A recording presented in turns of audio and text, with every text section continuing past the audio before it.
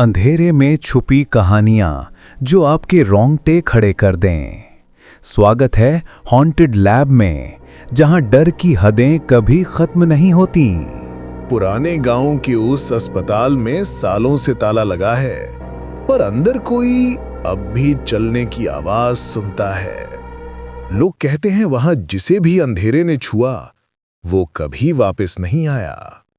और आज कोई फिर से उस दरवाजे के अंदर जाने वाला है, और यहीं से हमारी कहानी शुरू होती है।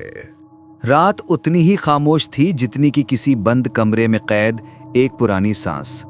उत्तराखंड के पहाड़ी इलाके में बसा छोटा सा गांव धनगिरी हमेशा अपनी शांति के लिए जाना जाता था, लेकिन उस रात सन्नाटा कुछ अलग था। हवा में ठंड कम और बेचैनी ज्यादा थी, जैसे पहाड़ खुद किसी अनकहे डर को छिपाने की कोशिश कर रहे हो। और उस डर का केंद्र था गांव का पुराना कबाड़ हो चुका धनगिरी जिला अस्पताल, जिसे लोग अब अस्पताल नहीं परछाइयों का घर कहते थे। गांव में रहने वाला 18 वर्ष का लड़का आरव अपनी मां के लिए दवा लेने देर रात उसी अस्पताल की तरफ जा रहा था। उसका मन बार बार मना कर रहा था, लेकिन मां की तबीयत अचानक बिगड़ गई थी। गांव में अब कोई क्लिनिक नहीं बचा था और नए अस्पताल की इमारत बनते बनते 2 साल और लगने वाले थे। मजबूरी में पुराना अस्पताल ही सहारा था। अस्पताल तक जाने वाला रास्ता सूने पेड़ों से घिरा था। हवा पत्तों को ऐसे हिला रही थी जैसे कोई अनदेखा हाथ उनकी गर्दनें मरोड़ रहा हो। आरव के पैरों की आवाज ही अकेली आवाज थी जो रास्ते पर चल रही थी। जैसे ही वो अस्पताल की टूटी फूटी सीढ़ियों तक पहुंचा, एक अजीब सी गंध उसकी नाक में घुस गई। पुरानी दवाइयों, जंग लगे लोहे और किसी गहरे गीलेपन की मिलीजुली गंध। वो दरवाजे पर रुका। कांच का दरवाजा आधा टूटा था और हवा उससे बेहद धीमी पर डरावनी सी आवाज निकाल रही थी। ऊपर लगा बोर्ड जिस पर धनगिरी जिला अस्पताल लिखा था, टेढ़ा होकर ऐसे झूल रहा था जैसे किसी भी वक्त गिर जाए। अंदर कदम रखते ही आरव की रीढ़ की हड्डी जैसे ठंड से नहीं, किसी अदृश्य नजर से कांप गई। अस्पताल के भीतर बिजली तो वर्षों से नहीं थी, लेकिन अजीब बात यह थी कि सीढ़ियों के पास वाली एक ट्यूबलाइट हल्की हल्की झपक रही थी, जैसे किसी ने उसे अभी अभी जलाया हो। आरव ने टॉर्च जलाई और फुसफुसाया, हेलो, कोई है यहां? जवाब में सिर्फ गूंज मिली, मगर वो खाली गूंज नहीं थी। ऐसा लगा जैसे वो गूंज किसी इंसान की सांस लेते हुई आवाज के साथ लौट रही हो। अस्पताल में पुरानी फाइलों का कमरा, ऑपरेशन थिएटर, बच्चों का वार्ड और पोस्टमार्टम रूम आज भी वैसे ही थे जैसे रातों रात सब छोड़कर लोग भाग गए थे। कई साल पहले इस अस्पताल में एक रात ऐसा हादसा हुआ था जिसकी चर्चा गांव वाले आज भी धीरे आवाज में करते थे। एक पूरी डिलीवरी टीम, एक मरीज और एक डॉक्टर की रहस्यमयी मौत। उस रात कोई चीख सुनी नहीं गई, कोई खून नहीं बहा, पर सबकी सांसें जैसे एक साथ रुक गईं। ये बात कभी समझ नहीं आई कि कैसे, क्यों और किस वजह से। आरव उस वार्ड की तरफ बढ़ा जहां दवाएं रखी जाती थीं, लेकिन चलते चलते उसे लगा कि पीछे कोई चल रहा है। उसने कदम रोक दिए। पीछे देखा, कोई नहीं। फिर भी आवाज साफ थी, जैसे किसी के नंगे पैर टाइल्स पर घिसटते हुए चल रहे हो। कौन है? आरव की आवाज कांपी। अचानक दरारों से भरी दीवार के पीछे किसी ने बहुत धीरे से फुसफुसाया, वो जाग रहा है। आरव का दिल सीने में धड़कने के बजाय जैसे उछलकर गले तक आ गया। उसकी टॉर्च कांपने लगी। वो धीरे धीरे पीछे हटने लगा, लेकिन तभी दरवाजा खुद ब खुद खुला और दीवार पर लटकी एक पुरानी मरीज सूची हवा में तैरने लगी। उस सूची में लिखा था, कमरा नंबर 7, रोगी आरव की मां सरस्वती। आरव के पैरों के नीचे की जमीन जैसे खिसक गई। ये कैसे? ये यहां कैसे? उसकी मां तो कभी इस अस्पताल में आई ही नहीं थी। अचानक पीछे से कोई महिला आवाज बोली, तुम फिर आ ही गए आरव। उसने मुड़कर देखा। एक नर्स खड़ी थी, सफेद कपड़े, पीली पड़ चुकी त्वचा और आंखें बिल्कुल काली, बिना पुतलियों की।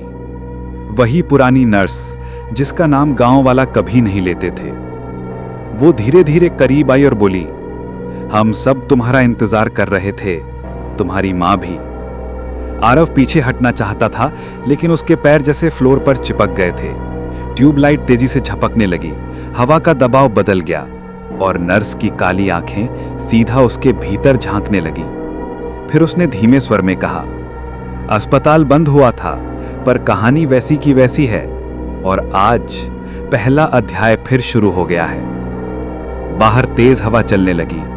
अस्पताल के अंदर दरवाजे अपने आप खुलने बंद होने लगे। वार्ड के कोने में कोई छोटा बच्चा रोने लगा और उसी पल आरव को समझ आया, वो जिस जगह खड़ा है वहां इंसान कम, परछाइयां ज्यादा रहती हैं। अस्पताल की दीवारों पर जमी काई से टॉर्च की रोशनी टकराकर ऐसे लौट रही थी जैसे कोई हरी तैलीय धुंध हवा में घुल रही हो। आरव की सांसों का दबाव बढ़ता जा रहा था। उसने महसूस किया कि उसका सीना जैसे किसी अदृश्य हथेली ने पकड़ रखा हो। नर्स एक एक कदम उसकी ओर बढ़ती जा रही थी, लेकिन उसके पांव फर्श को छू नहीं रहे थे। वो जमीन से कुछ इंच ऊपर तैर रही थी। अचानक वार्ड के पीछे की तरफ से एक धातु की ट्रे जोर से गिरने की आवाज आई। आवाज का कंपन पूरे कॉरिडोर में फैल गया, जैसे अस्पताल खुद उस आवाज को निगलने की कोशिश कर रहा हो। आरव ने नर्स से नजर हटाकर पीछे देखा। एक और आकृति, पतली, लंबी, सफेद कोट पहने, बोझिल कदमों से आती हुई। ये डॉक्टर का कोट था, लेकिन वो आदमी इंसान जैसा कम, किसी सूखी लकड़ी जैसा ज्यादा दिख रहा था। उसकी गर्दन एक तरफ झुकी हुई और आंखें ऐसे जैसे महीनों से खुली हों, बिना झपके। आरव का दिल तेजी से धड़कने लगा। वो नर्स की फुसफुसाहट को फिर सुन सकता था। वो जाग गया है, और जब वो जागता है कोई बाहर नहीं जाता। डॉक्टर की सूखी आवाज निकली, रोगी का नाम आरव, प्रवेश समय आज रात, मौत का कारण। डॉक्टर ने कोट की जेब से एक पुरानी फटी हुई फाइल निकाली और उसे खोला। फाइल में पहले से ही आरव की तस्वीर चिपकी थी, उसी शाम की। आरव का दिमाग जैसे सुन्न हो गया। ये सपना है, वो खुद को समझाने की कोशिश कर रहा था, लेकिन तभी उसकी गर्दन के पीछे किसी ठंडी उंगली ने छुआ। वो झटके से मुड़ा, पर वहां कोई नहीं था। फिर एक दबा सा बच्चों जैसा किलकारी नुमा स्वर हवा में तैरता हुआ आया, दीदी ये नया है क्या? हाँ नया है। अच्छा है, फिर खेल शुरू होगा। इस अस्पताल में बच्चे भी थे, लेकिन वो बच्चे जिंदा नहीं थे। आरव ने देखा छोटे छोटे दो साए दीवारों के बीच से निकलकर फर्श पर उतर आए। उनकी आकृतियां काली, पर चेहरे धुंधले थे। उनकी आंखें अंधेरे में जलती हुई कोयलों जैसी चमक रही थीं। एक बच्चा बोला, तुमने कभी यहां की रात देखी है? दूसरा बोला, यहां रातें सुबह नहीं होने देती। आरव डर के मारे पीछे हटने लगा। उसके कदमों की आवाज फर्श पर गूंजने लगी, लेकिन उसके कदमों से ज्यादा तेज उन बच्चों की हंसी की आवाज गूंज रही थी। वो कॉरिडोर के कोने की ओर भागा, जहां एक टूटा हुआ स्ट्रेचर पड़ा था। स्ट्रेचर के पीछे दीवार पर कुछ लिखा था, भागने की कोशिश मत करना, वरना हम खेल लंबा कर देंगे। दीवार का ये लिखा संदेश ताजा था, जैसे किसी ने वहीं खड़े खड़े अभी लिखा हो। उसमें से स्याही नहीं, खून टपक रहा था। आरव की आंखें फैल गईं। स्ट्रेचर के नीचे अचानक कुछ तेजी से हिला, जैसे कोई वहां छिपा हो। उसने टॉर्च नीचे की ओर झुकाई। वहां एक बुजुर्ग आदमी पड़ा था, चेहरा झुर्रियों से भरा, मगर आंखें बिल्कुल खुली, जैसे कोई भयावह दृश्य हमेशा के लिए उनमें कैद हो गया हो। वो आदमी धीरे धीरे बोला, भाग जा बेटा, भाग जा, वरना तू भी सच देख लेगा। आरव कांपते हुए बोला, कौन है यहां? बूढ़ा आदमी फुसफुसाया, वो जो रात को दफन करता है, वो जो लोगों की सांसें गिनता है, वो जिसे तुम्हारी मां ने जगाया था। आरव की सांसें रुक गईं। मेरी मां? बूढ़ा आदमी कांपते हुए बोला, तुम्हारी मां यहां आई थी सालों पहले, और उसी ने। उसकी आवाज रुक गई। अचानक उसका शरीर जोर से ऐठा, उसकी गर्दन ऊपर उठी और उसकी आंखें काली पड़ने लगी। वो चिल्लाया नहीं, बल्कि मुस्कुराया और कहा, वो आ गया। कॉरिडोर के अंत में कुछ बड़ा, भारी और लंबा चलता हुआ दिखाई दिया। नर्स और डॉक्टर एक साथ चुप हो गए। बच्चे पीछे हट गए। सारे साए दीवारों में घुसने लगे, क्योंकि अस्पताल का असली मालिक जाग चुका था। धीरे धीरे वो आकृति करीब आने लगी। कद बहुत ऊंचा, चेहरा पूरी तरह छाया में और शरीर ऐसा जैसे धुएं से बना हो। उसकी आवाज आई, आरव, तुम्हारी मां ने जो शुरू किया था वो आज पूरा होगा। आरव पीछे हट रहा था, पर उसके पैर फिर से फर्श में धंसते जा रहे थे। उसकी टॉर्च झटके से बंद हो गई। अस्पताल में सिर्फ वही आवाज गूंज रही थी, धीमी, भारी सांसों की आवाज, और फिर एकदम सन्नाटा। अस्पताल में फैला सन्नाटा ऐसा था जैसे किसी ने हवा को भी मौत की तरह बांध दिया हो। आरव की सांसें गले में अटक रही थी। उसे समझ नहीं आ रहा था कि वो जिस चीज को अपनी ओर आते देख रहा था वो इंसान है, आत्मा है, या कुछ और, कुछ पूरी तरह अलग, जो दुनिया की किसी श्रेणी में फिट ही नहीं होता। वो काली धुएं सी आकृति धीरे धीरे करीब आ रही थी। अस्पताल की हर चीज, दीवारें, टेबल, टूटी खिड़कियां, झूलती ट्यूबलाइट, उसके पास आते ही हल्की कांपने लगी, जैसे उसका वजूद अपने साथ कोई अदृश्य दबाव लेकर चलता हो। आरव पीछे हटना चाहता, पर उसके पैर फर्श से चिपके हुए थे, जैसे अस्पताल खुद उसे पकड़े बैठा हो। उसके गले से आवाज भी नहीं निकल रही थी। फिर वो आकृति उसके बिल्कुल सामने रुक गई, इतनी नजदीक कि उसकी धीमी सांसों का ताप भी हवा में महसूस हो रहा था। लेकिन वो हवा गर्म नहीं थी, बल्कि बर्फ जैसी ठंडी। आकृति की आवाज भारी गड़गड़ाहट जैसी थी। तुम्हारी मां यहां कुछ छोड़ गई थी और उसे लेने के लिए तुम्हें आना ही था। आरव की आंखों में डर और सवाल एक साथ भरे हुए थे। उसने कांपती आवाज में पूछा, मेरी मां? लेकिन वो कभी यहां नहीं आई। आकृति हंसी। वो हंसी ऐसी थी जैसे लोहे के टुकड़ों को आपस में घिसा जा रहा हो, कर कर कर, और आरव के कानों में दर्द होने लगा। आती नहीं थी, आकृति ने कहा। उसे लाया गया था उस रात, जिस रात सब मरे थे, सिवाय उनके और मेरे। आरव का सिर घूमने लगा। मेरी मां यहां क्यों? अचानक अस्पताल की दीवारें धीरे धीरे सरकने लगी, जैसे उनके भीतर यादें कैद हो और किसी ने उन्हें जगाने की कोशिश की हो। सारे कमरे एक अजीब कंपन देने लगे। बाहर तेज हवा चलने लगी, लेकिन खिड़कियां खुली होने के बावजूद हवा अंदर नहीं आ रही थी, मानो अस्पताल खुद अपनी दुनिया में कैद हो। उस आकृति ने अपना लंबा धुएं जैसा हाथ उठाया। उसकी उंगलियां किसी छाया की तरह हवा में लहराईं और दीवार पर एक दृश्य बनने लगा, जैसे किसी अदृश्य प्रोजेक्टर ने पुरानी याद को दीवार पर डाल दिया हो। दीवार पर दिखा अंधेरा कमरा, बीच में एक स्ट्रेचर, उस पर एक औरत, कमजोर, रोती हुई, और उसके पेट पर डॉक्टरों के हाथ। ऑपरेशन टेबल पर चीख, और फिर तुरंत ट्यूबलाइट फटना, और फिर पूरा कमरा अंधेरा। एक एक पल दीवार पर ऐसे उभर रहा था जैसे वो अभी घटित हो रहा हो। आरव ने दीवार की तरफ देखा। वो महिला, वही चेहरा, उसकी मां। उसकी मां स्ट्रेचर पर थी। चारों तरफ डॉक्टर, नर्सें और कुछ बच्चे जो अपने माता पिता के साथ भर्ती थे, सब मौजूद थे। लेकिन अंदर कुछ ऐसा हुआ कि किसी की भी चीख नहीं निकली। आकृति ने धीमे से कहा, तुम्हारी मां इस अस्पताल की आखिरी जिंदा दहलीज थी। उसी रात उन्होंने मुझे जगाया और बदले में मैंने सब ले लिया।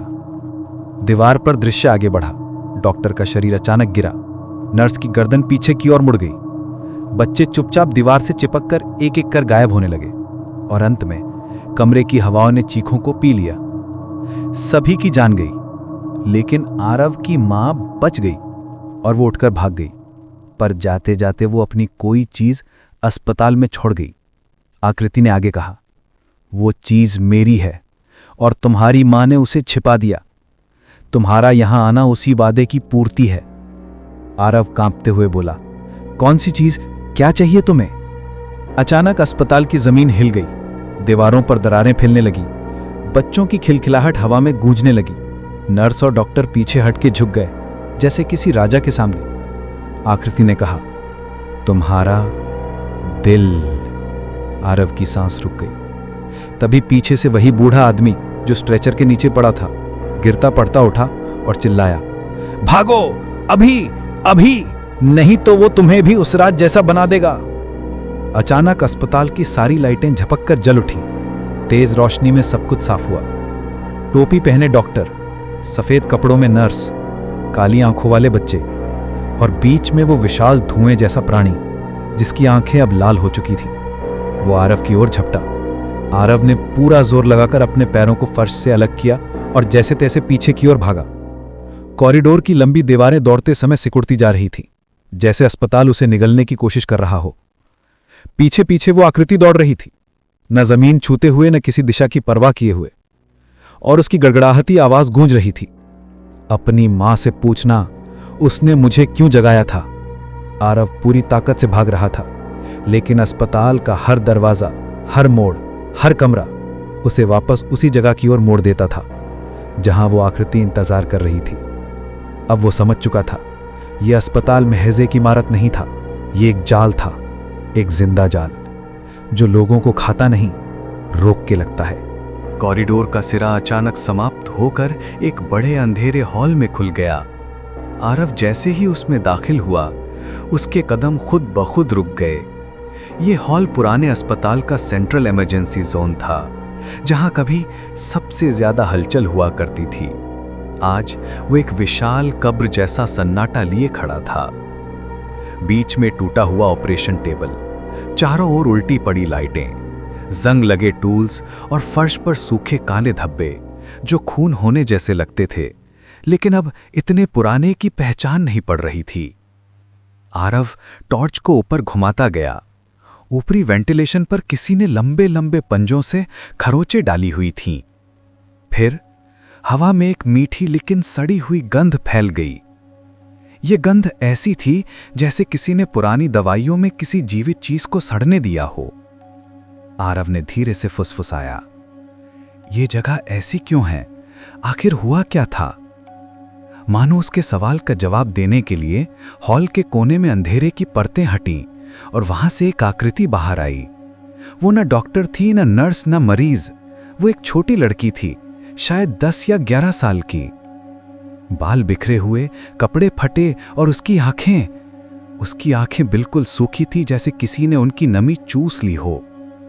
वो आरव की तरफ धीरे धीरे बढ़ी। उसके कदमों की आवाज नहीं आती थी, बस हवा में एक खुरदुरी धीमी सी सरसराहट तैर रही थी। लड़की ने पूछा, तुम अपनी मां को ढूंढने आए हो? आरव ने ठरते हुए कहा, तुम कौन हो? लड़की ने जवाब दिया, मैं भी किसी को ढूंढने यहां आई थी, बहुत साल पहले, लेकिन मुझे नहीं मिला, इसलिए मैं यहीं रह गई। उसकी आवाज में दर्द था, पर उसके चेहरे पर कोई भाव नहीं, जैसे भाव उसके भीतर से हमेशा के लिए खो गए हों। आरव ने कांपते हुए पूछा, तुम यहां क्यों फंसी हो? लड़की ने हॉल की दीवार पर हाथ रखा। दीवार छूते ही वो जलने लगी, अंदर से लाल, जैसे किसी की याद आग बनकर बाहर निकल रही हो। दीवार पर उभरता दृश्य आरव को चौंका गया। एक बच्ची सर्जरी के लिए लाई जा रही थी, उसकी मां रो रही थी। डॉक्टरों ने कहा था, ऑपरेशन आसान है, चिंता मत करो। लेकिन वही बच्ची, यानी ये लड़की, ऑपरेशन के दौरान गायब हो गई थी। डॉक्टर कमरे से बाहर ही नहीं निकले, नर्सें भी नहीं, और अस्पताल उसी रात बंद कर दिया गया था। लड़की ने कहा, मेरी मां बाहर चीखती रह गई और मैं यहीं रह गई। आरव की रीढ़ तक ठंडी लहर दौड़ गई। आवाज कांपती हुई बोला, ये सब क्यों हुआ? ये किसने किया? लड़की ने अपनी उंगली पीछे की दीवार की ओर उठाई। दीवार पर छाया फिर एक बार फटने लगी और उसी से वही विशाल धुएं वाला प्राणी बाहर निकलता दिखा जो अभी आरव का पीछा कर रहा था। लड़की बुदबुदाई। यह अस्पताल उसे पसंद नहीं था, लेकिन उस रात उसे जगाया गया और फिर उसने कभी सोने नहीं दिया। लड़की अचानक रुक गई, उसकी आंखें फैल गईं। वो घबराकर बोली, वो यहां आ रहा है, तुम्हें यहां नहीं रुकना चाहिए, भागो। आरव ने कदम पीछे बढ़ाई थे कि हॉल के दोनों बड़े दरवाजे धड़ाम से बंद हो गए। जंग लगे ताले खुद ब खुद लॉक होने लगे। ऊपर की सारी लाइटें एक साथ झपक कर बुझ गईं। हॉल पूरी तरह अंधेरे में डूब गया। सिर्फ एक आवाज हवा में घूमती हुई आई, भारी, क्रोधित और गूंजती हुई, तुम मुझसे भागोगे नहीं आरव। आरव ने महसूस किया कुछ बड़ा उसकी तरफ बढ़ रहा है। हवा भारी हो गई, सांस लेना कठिन, दिल धड़क नहीं हा बल्कि मानो धड़कनों को कोई रोक रहा हो। फिर अचानक अंधेरे में दो लाल सुलगती आंखें चमकी। उन आंखों से एक धुंधला काला धुआं फैलने लगा। वो लड़की आरव से चिपक कर बोली, लाइट ढूंढो, लाइट ढूंढो, अंधेरे में वो सबसे ज्यादा ताकतवर है। आरव ने टॉर्च जलाने की कोशिश की लेकिन वो नहीं जली। लड़की की आवाज तेज होती गई, जलाओ जल्दी। आरव ने टॉर्च के बटन को जोर से दबाया, दोबारा प्रेसिंग, और अचानक टॉर्च जल उठी। रोशनी जैसे अंधेरे को काटती हुई फैल गई। लाल आंखें पीछे हट गईं। वो आकृति धीमी गर्जनदार आवाज में गुर्राई, रोशनी मेरी दुश्मन। लेकिन अभी हॉल अभी भी बंद था, आकार अभी भी वही था और आरव अभी भी फंसा हुआ था। लड़की ने रोशनी में उसका हाथ पकड़कर खींचा। यहां से निकलने का एक ही रास्ता है, पोस्टमार्टम रूम। वहीं तुम्हारी मां का राज छिपा है और वहीं से तुम जान पाओगे कि वो कौन था जिसने उसे जगाया। आरव के कदम उस दिशा में बढ़ने लगे जहां हर इंसान सबसे ज्यादा डरता है जाना। और अस्पताल के भीतर वो आकृति अब उनके पीछे पूरे अस्पताल की दीवारों को हिलाती हुई आ रही थी। पोस्टमार्टम रूम का दरवाजा अंदर से आधा टूटा हुआ था, जैसे किसी ने उसे जोर से धकेलकर भागने की कोशिश की हो। आरव ने रोशनी अंदर डाली। कमरा धूल, टूटे औजारों और पुरानी फाइलों से भरा था। लोहे की टेबल पर जंग लगी हुई थी और उसके नीचे पुरानी चादरें पड़ी थीं जिन पर काले धब्बे अभी भी नजर आ रहे थे। लड़की अंदर जाते ही रुकी और बोली, यही वो कमरा है जहां तुम्हारी मां उस रात लाई गई थी। आरव का दिल तेज धड़कने लगा। मेरी मां यहां क्यों लाई गई थी? लड़की ने दीवार पर रखे पुराने अलमारी का दरवाजा खोला। भीतर एक मोटी भूरे रंग की फाइल थी जिस पर लिखा था, अनीता स्पेशल केस। अनीता, आरव की मां का नाम। आरव के हाथ कांप उठे। उसने फाइल खोली। पहला पन्ना उसी रात का था। डॉक्टरों ने उसकी मां को मृत घोषित किया था, लेकिन उसी समय किसी डॉक्टर ने नीचे एक कोने में एक वाक्य लिखा था, दिल धड़क रहा है पर शरीर नहीं चल रहा। आरव बुदबुदाया, ये क्या? मेरी मां तो जिंदा थी। लड़की ने धीरे से कहा, वो उस रात जिंदा बच गई थी, लेकिन उसके लिए उन्हें कीमत चुकानी पड़ी थी। उन्होंने अस्पताल में जाग चुकी शक्ति को रोकने की कोशिश की थी और कुछ जानते हुए भी अपने पेट में पल रही जिंदगी को बचाने का फैसला किया था। आरव ने चौंक कर पूछा, कौन सी जिंदगी? लड़की ने उसकी आंखों में देखते हुए कहा, तुम। आरव का दिल जैसे रुक गया हो। लड़की ने आगे कहा, उस रात जब डॉक्टरों ने तुम्हें निकालने की कोशिश की तो अंधेरे में छिपी वो शक्ति जो सालों से इस अस्पताल में कैद थी, जाग गई। तुम्हारे जन्म के समय पैदा हुई ऊर्जा ने उसे खींच लिया। वो पूरे अस्पताल पे टूट पड़ी। सारे लोग मारे गए, लेकिन तुम्हारी मां ने तुम्हें सीने से लगाकर किसी तरह अंधेरे से बचाकर भाग लिया। आरव की आंखों में आंसू आने लगे। तो ये सब मेरे कारण हुआ? लड़की ने सिर हिलाया, नहीं, तुमने कुछ गलत नहीं किया। अस्पताल में वो चीज पहले से कैद थी। तुम्हारे जन्म ने बस उसे जगा दिया था और अब वो तुम में वापस लौटना चाहती है, क्योंकि तुम्हारे जन्म की ऊर्जा ही उसकी शक्ति का स्रोत है। अचानक पूरे कमरे की टूटी शेल्फें जोर से कांपी, लाइट झपकी, फर्श दरारा और दरवाजे के बाहर वही लाल आंखें चमकी। भारी गड़गड़ाहट में आवाज गूंजी, मुझे मेरा हिस्सा वापस चाहिए। धुएं जैसी आकृति दरवाजे से फटती हुई कमरे में दाखिल हुई। वो पहले से ज्यादा बड़ी, ज्यादा काली और ज्यादा तेज थी। लड़की ने आरव को पीछे धकेला और कहा, टॉर्च रोशनी उसकी कमजोरी है, उसका चेहरा दिखाओ। आरव ने हाथ कांपते हुए टॉर्च को उसकी ओर घुमाया। रोशनी धुएं पर पड़ी और उस आकृति ने डर से पीछे हटते हुए एक चीख निकाली, ऐसी चीख जो इंसानी कानों के लिए नहीं बनी थी। लेकिन वो पूरी तरह नहीं रुकी। वो दीवारों में धुआं बनकर फैल गई और चारों तरफ आरव को घेर लिया। तुम्हारी मां ने मुझसे सौदा किया था, उसकी आवाज हर दिशा से आ रही थी। मैंने उसे जाने दिया, बदले में तुम्हें मांगा था।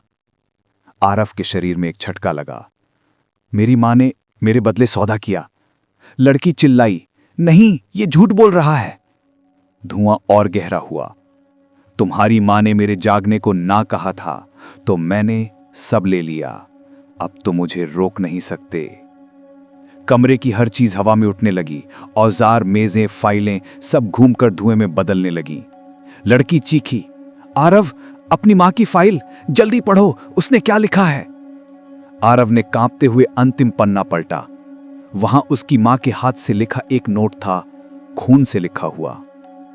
जिसे मैं जन्म दे रही हूं, वही इसे खत्म कर सकता है। उसकी रोशनी इसकी छाया को नष्ट करेगी। अगर कभी ये उसे ढूंढने आए, तो वो अपने दिल की तरफ टॉर्च कर देना, क्योंकि इसी रोशनी से ये पैदा हुआ था और इसी रोशनी से ये मरेगा। अचानक सब साफ हो गया। यही कारण था कि वो आकृति आरव के दिल की बात कर रही थी, क्योंकि उसकी ऊर्जा आरव के जन्म से निकली थी। लड़की चिल्लाई, करो, अभी करो। आरव ने टॉर्च अपने सीने पर लगा दी। उसकी रोशनी दिल के ऊपर पड़ी और पल भर में वहां से एक तेज सफेद चमक फूटी। अस्पताल की दीवारें कांपने लगीं, छत में दरारें पड़ने लगीं। धुएं वाली आकृति दर्द से चीखने लगी, नहीं, ये रोशनी मेरी नहीं, ये मुझे जला देगी। चमकती सफेद रोशनी पूरे कमरे में फैल गई। धुआं तड़पने लगा, लाल आंखें बुझने लगीं और कुछ ही सेकंड्स में वो आकृति चीख की आखिरी ध्वनि के साथ हवा में घुल गई। हवा शांत हो गई। अस्पताल की दीवारों पर बरसों से छाई काली परतें गायब होने लगी। बच्चों के साए भी धीरे धीरे रोशनी में बदलकर ऊपर उठने लगे, मुक्त हो गए। लड़की मुस्कुराई। पहली बार उसके चेहरे पर कोई भाव आया। वो बोली, तुमने हमें आजाद कर दिया, अब हम जा सकते हैं। और वो भी रोशनी में बदलकर गायब हो गई। अस्पताल सन्नाटे में खड़ा रह गया, लेकिन अब वो जिंदा नहीं था। अब वो एक सामान्य, खाली, टूटी इमारत थी। उस पर से डर की छाया हट चुकी थी। आरव अकेला खड़ा था, कमरा शांत, टॉर्च की रोशनी स्थिर। उसने धीरे से फुसफुसाया, मां, आपने जो शुरू किया था, मैंने पूरा कर दिया।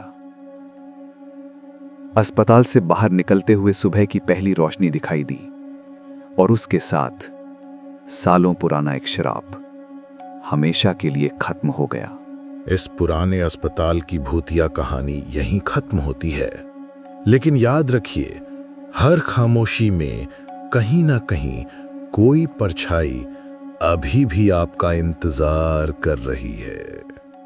अगर आपको ये कहानी पसंद आई हो तो लाइक करें, सब्सक्राइब करें और बेल आइकन दबाना ना भूलें, क्योंकि अगली बार डर कहीं और छुपा हो सकता है।